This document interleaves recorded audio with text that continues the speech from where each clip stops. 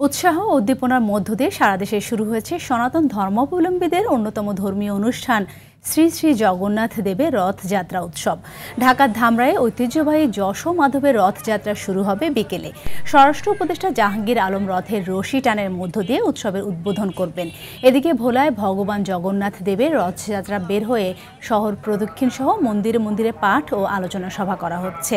ফরিদপুর শহরে 4টি মন্দির থেকে রথযাত্রা বের করা হয়েছে। গাজীপুরের রথখোলা এলাকায় নানা বয়সী নারী পুরুষের প্রাণবন্ত অংশগ্রহণে রথযাত্রা শুরু করা হয়। নেত্রকোনায় আখড়া মন্দিরে পূজার্চনা সহ আনন্দমুখর পরিবেশে শুরু হয়েছে রথযাত্রা উৎসব।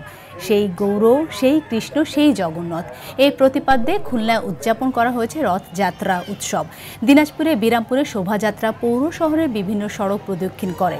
আগামী 6 জুলাই উল্টো রথে শোভাযাত্রার মধ্য দিয়ে এই উৎসব শেষ হবে।